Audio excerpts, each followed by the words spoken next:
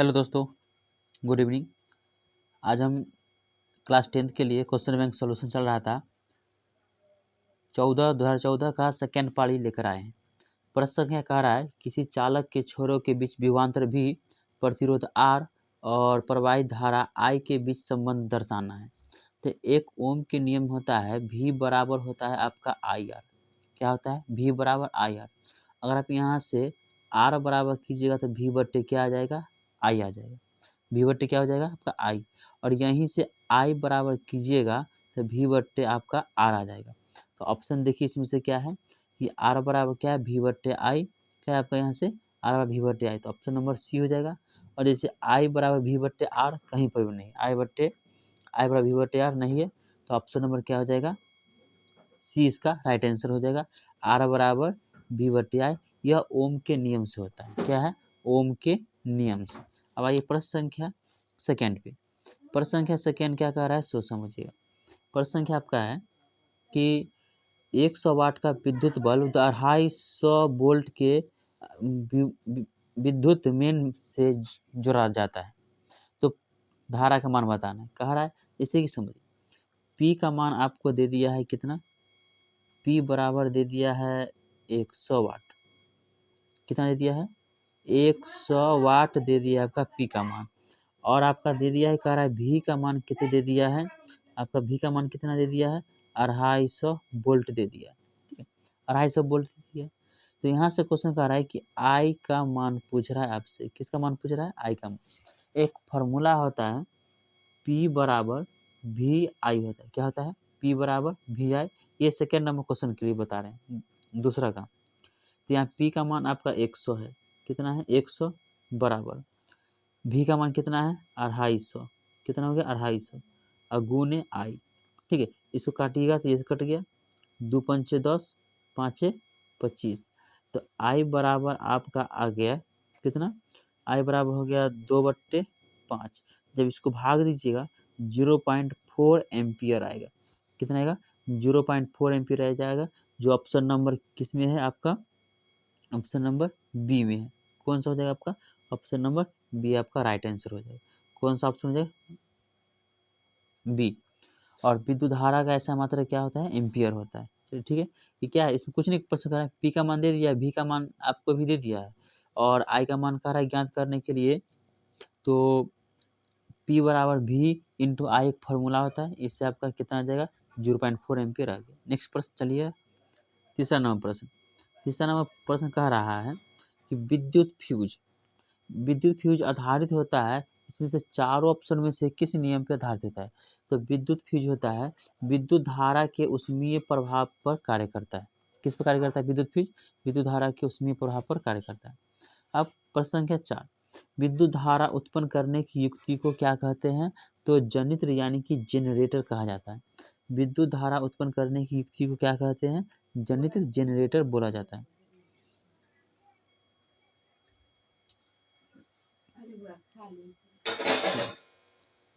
प्रश्न संख्या 5,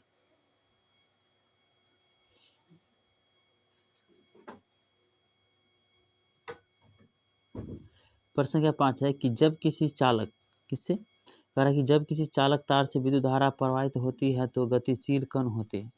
जब किसी भी चालक तार से, पहले चालक तार होता है क्या? चालक तार जैसे कि हम चांदी मान लिए, तांबा मान लिए, जिसमें धारा आसानी से प्रवाहित हो, उसे हम लोग चालक तार कहते हैं। तो जब किसी चालक तार से विद्युत धारा प्रवाहित होती है तो गतिशील कण किस में होते हैं? तो वह इलेक्ट्रॉन में होते हैं। किस में होते हैं? इलेक्ट्रॉन में। ऑप्शन नंबर कितना हो जाएगा आपका? डी हो जाएगा इसका राइट आंसर। अब आइए प्रश्न संख्या 6 पे चलते हैं। अब प्रश्न संख्या 6 की अगर हम बात करें तो समझिए, ध्यान से समझिए, बहुत अच्छा प्रश्न है। जीव द्रव्यमान ऊर्जा स्रोत का उदाहरण कौन सा नहीं है? जीव द्रव्यमान ऊर्जा स्रोत का उदाहरण कौन सा नहीं? जीव द्रव्यमान के लिए जैसे पेट्रोलियम मनुष्य के लिए चाहिए, बायोगैस भी चाहिए, कोयला भी चाहिए, तो नाभिकीय ऊर्जा नहीं चाहिए। ठीक है, तो इसका जो आपका आंसर जो हो जाएगा, ये ऑप्शन नंबर क्या हो जाएगा? सी इसका राइट आंसर हो जाएगा। जीव द्रव्यमान ऊर्जा स्रोत का उदाहरण निम्नलिखित में से कौन नहीं है? तो नाभिकीय ऊर्जा यह आपका उदाहरण नहीं है। प्रश्न संख्या 7 नंबर पे कह रहा है पवन विद्युत जनित्र में पवन की चाल कम से कम कितनी होनी चाहिए? तो पवन की चाल जो होनी चाहिए कम से कम 15 किलोमीटर प्रति घंटी होना चाहिए। 15 किलोमीटर प्रति घंटा होना चाहिए, पवन का चाल होना चाहिए, तभी ये पवन चक्की जो होता है वह चल पाएगा। 15 किलोमीटर प्रति घंटा, ऑप्शन नंबर ए इसका राइट आंसर। अब आइए प्रश्न संख्या 7 पे। प्रश्न संख्या 7 समझिएगा, बहुत अच्छा प्रश्न है। प्रश्न संख्या 7 ध्यान दीजिएगा, क्या कह रहा है? कह रहा है कि लेड नाइट्रेट को गर्म करने पर, पहली बात तो लेड नाइट्रेट का सूत्र क्या होता है? लेड नाइट्रेट का सूत्र होता है PbNO3 का होल ट्वाइस हो गया आपका, ये क्या हो गया? PbNO3 का होल ट्वाइस ये लेड नाइट्रेट हो गया। जब आप PbNO3 के होल ट्वाइस को जब आप गर्म कीजिएगा, क्या कीजिएगा? जब आप गर्म कीजिएगा यहाँ से, तो क्या बनेगा सो समझिएगा। PbO प्लस NO2, उसके बाद क्या बन जाएगा? NO2 प्लस ऑक्सीजन बनेगा। ये हो गया लेड मोनोऑक्साइड। इसको क्या कहिएगा? Lead monoxide. इसको बोलिएगा आप नाइट्रोजन डाइऑक्साइड, इसको बोलिएगा ऑक्सीजन। अब इसको जब बैलेंस कीजिएगा, तो बैलेंस अब करते हैं हम यहाँ से, क्या करते हैं? अब बैलेंस करते हैं। जब आप बैलेंस कीजिएगा तो यहाँ 2 हो जाएगा। अगर यहाँ बात करें तो यहाँ पर भी बैलेंस कीजिएगा 2, और यहाँ पे 4 आ जाएगा। कितना आ जाएगा? 4 आ जाएगा। बैलेंस करिए। कह रहा है कि लेड नाइट्रेट को गर्म करने में क्या बना? ये आपका हो गया लेड नाइट्रेट का सूत्र हो गया। किसका हो गया? ये आपका लेड नाइट्रेट का सूत्र हो गया। यहाँ से हम बात करें, ये लेड नाइट्रेट का सूत्र हो गया। जब इसको आप गर्म किए, क्या क्या बना? PbO lead monoxide. क्या इसका रासायनिक नाम हो जाएगा? लेड मोनोऑक्साइड हो जाएगा। ये क्या हो जाएगा? Nitrogen dioxide. ऐसे ऑक्सीजन, तो यहाँ से क्या बना? PbO Na2 और ऑक्सीजन। इसमें से ऑप्शन कौन कौन है समझिए। O2 यहाँ से हो जाएगा ऑप्शन नंबर डी, इसका राइट आंसर हो जाएगा। NO2 और O2 है, क्या हो जाएगा? NO2 और O2 इसका आंसर हो जाएगा। ऑप्शन PbO रहता तो ये भी हो जाता, लेकिन ऑप्शन में नहीं है, NO2 O2 हो जाएगा। अब चलिए प्रश्न संख्या नेक्स्ट।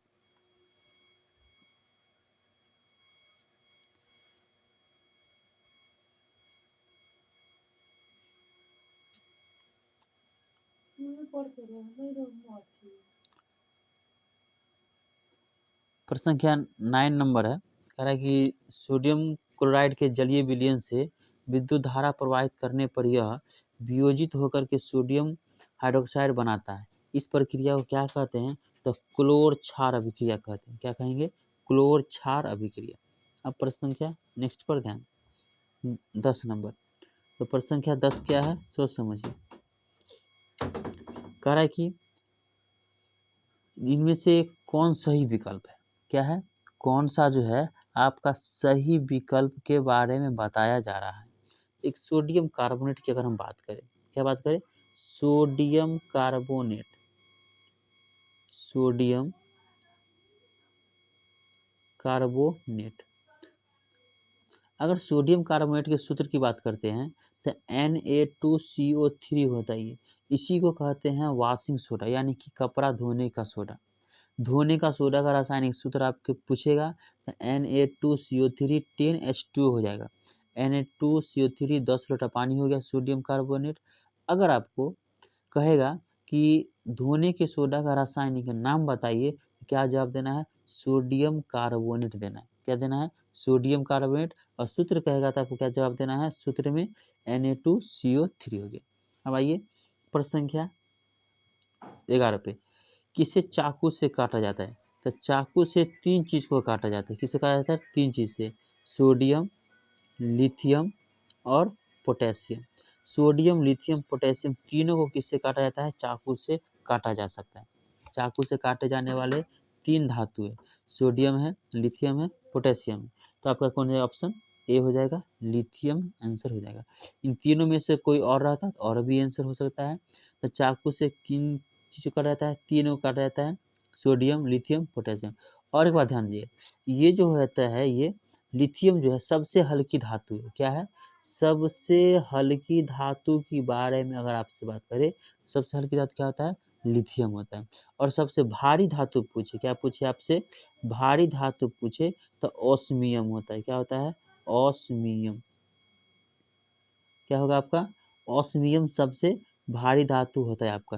क्या हो जाएगा? सबसे भारी धातु ऑस्मियम होता है। चलिए ध्यान दीजिए। नेक्स्ट प्रश्न संख्या चलते हैं 12 पे। अब ध्यान दीजिए, 12 नंबर प्रश्न पहले समझिए। कह रहा है कि किस हाइड्रोकार्बन में 3 आबंध होते हैं। तो पहला कार्बन में जो होता है, कार्बन कार्बन के बीच में देखिए, चलिए कार्बन ले लिए, फिर यहाँ कार्बन ले लिए, फिर यहाँ कार्बन ले लिए। तो कार्बन कार्बन के बीच में की अगर हम बात करें तो एक सिंगल बॉन्ड, डबल बॉन्ड और कभी ट्रिपल बॉन्ड होता है। ठीक है, तो कह रहा है कि किस हाइड्रोकार्बन में, हाइड्रोकार्बन किसे कहते हैं? तो कार्बन और हाइड्रोजन के संयोग से जो भी यौगिक बनता है उसे हम लोग क्या कहते हैं? हाइड्रोकार्बन कहते हैं। तो अगर हाइड्रोकार्बन में से कौन सा त्रिबंध आबंध बनाएगा? कौन सा बंध बनाएगा? त्रिबंध। अगर हम मीथेन की बात करें, ये मीथेन हो गया, इथेन हो गया और ये क्या हो गया? प्रोपेन हो गया। तो ये सभी के सभी एल्केन ग्रुप का हो गया। किसका हो गया? एल्केन ग्रुप है। Ethane, sorry, methane, ethane, propane, तीनों की तीनों क्या हो गया? एल्केन ग्रुप के हुए। तो और एल्केन ग्रुप की अगर हम बात करें तो एल्केन ग्रुप में जो होता है वह सिंगल बॉन्ड होता है। कौन सा बॉन्ड होगा? सिंगल बॉन्ड होता है। ये एल्केन ग्रुप की बात करें। अब यहाँ से प्रश्न में आपको बोला है कि ट्रिपल बॉन्ड के बारे में बताना है। कौन से बॉन्ड के बारे में बताना है? ट्रिपल बॉन्ड के बारे में बताना है। तो समझिए, तो क्या कह रहा है? 3 कार्बन परमाणु। यहाँ पर मान ऑप्शन सी लिख के चलते हैं। चलिए ऑप्शन कितना दे दिए हम? 3 दे दिए। तो इसमें जो होगा आपका 3 कार्बन परमाणु की अगर बात किया जाए, सब ध्यान समझिएगा, प्रश्न बड़ा कॉम्प्लेक्स है थोड़ा। तो 3 आबंध के बारे में कहेगा। तो अंतिम 2 कार्बन, क्या बोला मैंने? अंतिम 2 कार्बन त्रिबंध के साथ जुड़ा हुआ रहेगा और जो एक बच जाएगा वो सिंगल बॉन्ड के साथ जुड़ा हुआ रहेगा। हाइड्रोजन कितना है? 4 हाइड्रोजन आप जोड़ दीजिए। एक हाइड्रोजन यहाँ हो गया, एक हाइड्रोजन यहाँ हो गया, एक हाइड्रोजन यहाँ हो गया और एक हाइड्रोजन आपका यहाँ पर हो जाएगा। क्या हो गया? ये हाइड्रोजन आपका यहाँ से ये आ गया। ठीक है, कितना हाइड्रोजन आ गया आपका? यहाँ से एक हाइड्रोजन ये आ गया। चलिए ध्यान दीजिए, ये हो गया आपका एक हाइड्रोजन। अगर इसकी बैलेंस की अगर बात करें कि सर बैलेंस पूरा है कि नहीं पूरा, सो समझिएगा बैलेंस पूरा ही है। जैसे कि यहाँ ट्रिपल बॉन्ड की अगर हम बात करें, ट्रिपल अगर बॉन्ड की अगर मैं बात करूँ यहाँ से तो समझिए, तो यहाँ पे 3 गो बॉन्ड है। देखिए ये हाइड्रोजन हो गया, ये वाला हाइड्रोजन, और यहाँ से एक हो गया, 2 3 4 पुर गया। यहाँ से गिने 1 2 3, ये लगा क्या हो गया? 4 पुर गया। ठीक है, तो इधर से पुराइए सर, 1 2 3 4 सभी का पुर गया। तो इसके ऑप्शन जो अगर बात करें, आंसर की बात करें, तो यहाँ से हो जाएगा आंसर कौन? ऑप्शन नंबर सी हो जाएगा। तो इसको कहेंगे क्या? एल्काइन बोलेंगे। क्या बोलेंगे? एल्काइन। क्या बोलिएगा? एल्काइन बोलिएगा। और एल्काइन का सामान्य सूत्र होता है CnH2n-2 होता है। एल्काइन का सामान्य सूत्र क्या होगा? CnH2n-2 होता है एल्काइन का। और एल्काइन में एक ऐसा है जो कार्बन कार्बन के बीच में त्रिबंध होता है। और यही बात ध्यान रखिएगा कि अंतिम से 2 कार्बन में क्या रहेगा? त्रिबंध रहेगा, बाकी बात सिंगल बॉन्ड रहेगा। अब आइए नेक्स्ट प्रश्न। अब आइए ध्यान दीजिए, कहता है कार्बोनिल ग्रुप क्या है? एक समझे, कार्बोनिल ग्रुप की पहले बात करते हैं। तो कार्बोनिल ग्रुप का जो एक अन्य नाम होता है कीटोन। क्या होता है? कीटोन होता है। कार्बोनिल ग्रुप का जो एक अन्य नाम है कीटोन होता है। और कीटोन का सूत्र होता है डबल बॉन्ड CO होता है। क्या होता है? Double bond CO। Option number 20 का राइट आंसर हो जाएगा। अब आइए प्रश्न संख्या 14 पे। कारण निम्नलिखित में से कौन सबसे अधिक अभिक्रियाशील है? तो सबसे अधिक अभिक्रियाशील की बात करेंगे तो तांबा हो गया। क्या हो जाएगा? तांबा, कॉपर। प्रश्न संख्या 15, पृथ्वी में सॉरी प्रकृति में पृथ्वी पर ऊर्जा का मुख्य स्रोत क्या है? तो पृथ्वी पर ऊर्जा का मुख्य स्रोत क्या है? एक सूर्य ही एक ऐसा है जिससे ऊर्जा का मुख्य स्रोत सूर्य ही माना जाता है। माना ही नहीं जाता है ही। प्रकृति पर ऊर्जा का मुख्य स्रोत क्या है? सूर्य। आपका ऑप्शन नंबर क्या हो जाएगा? 20 का राइट आंसर हो गया। आइए प्रश्न संख्या 16 पे चलते हैं। प्रश्न संख्या आप 16 पे ध्यान दीजिए। ठीक है, अब आइए प्रश्न संख्या 16 क्या कहता है सो समझने का प्रयास कीजिए। कहता है कि हरे पौधे क्या कहलाते हैं? हरे पौधे जो होते हैं वो क्या कहलाते हैं? उत्पादक कहलाते हैं या अपघटक कहलाते हैं, उपभोक्ता कहलाते हैं, आहार श्रृंखला कहलाते हैं? तो हरे पौधे जो होते हैं उत्पाद करते हैं। क्या करते हैं? उत्पादक होते हैं। उत्पाद करते हैं तो क्या कहलाएगा, उत्पादक कहलाएगा। ऑप्शन नंबर ए इसका राइट आंसर। 17 नंबर क्वेश्चन, कीटों के पंख और चमगादड़ के पंख किस प्रकार के अंग हैं? जैसे किसी भी कीट ले लीजिए, कोई भी कीट का पंख और चमगादड़ का पंख जो होता है समान आवृत्ति की होती है। क्या होती है? समवृत्ति कहलाती है। क्या होती है? समवृत्ति होती है। तो कीटों के पंख और चमगादड़ के पंख जो होता है समवृत्ति होगी। जैसे कि बात करें समजात अंग की बात करें तो कुत्ता का अग्र हाथ, अग्र पैर और आदमी का हाथ, ये समजात अंग का उदाहरण हो गया। कुत्ता का अग्र पैर हो गया और आदमी का हाथ जो होगा किसका उदाहरण हो जाएगा? समजात अंग। लेकिन क्वेश्चन में कह रहा है कीटों के पंख और चमगादड़ के पंख किस प्रकार के अंग है? तो समवृत्ति अंग है। चलिए प्रश्न संख्या 18, कह रहा है कि भोजन का पाचन जो होता है वह कौन सी क्रिया के द्वारा होती है? तो भोजन का पाचन जो होता है वह उपचयन क्रिया कहलाती है। भोजन का पाचन कौन सी क्रिया कहलाएगी? उपचयन क्रिया कहलाती है। प्रश्न संख्या 19, कह रहा है कि निम्न में से कौन एक उभयलिंगी जंतु है? उभयलिंगी हम उसे कहते हैं जो पानी में भी रह सकता है। सॉरी एक मिनट के क्वेश्चन है कौन सा एक उभयलिंगी जंतु है? तो उभयलिंगी जंतु, हाँ चलिए उभयलिंगी जो पानी में भी रह सकता है और क्या कह सकते हैं उसको, पानी में रहिएगा और स्थल पे रहिएगा। ठीक है, तो वो हो गया आपका ऑप्शन नंबर ए केचुआ। केचुआ उभयलिंगी हो गया। ठीक है, वो पानी और जंतु में वो जो होगा वो उभयचर कहलाएगा। उभयलिंगी की बात है, उभयलिंगी आपका केचुआ हो जाएगा। कह रहा है कि प्रश्न संख्या 20 जो है भूमिगत जल का उदाहरण बताइए। तो भूमिगत का मतलब होता है जो सीधे अंदर से आता है। नदी तक एक सतह पे होता है, ये नहीं होगा। ठीक है, समुद्र भी सतह पे रहता है, तालाब भी सतह। कुआं की बात करते हैं तो कुआं में जो होता है एक कुंड की तरह बना हुआ रहता है और उसमें से अंदर से पानी खींचता है, यानी कि धरती से डायरेक्ट पानी आता है। तो भूमिगत जल का उदाहरण कौन हो जाएगा? ऑप्शन नंबर बी इसका राइट आंसर हो जाएगा। ठीक है,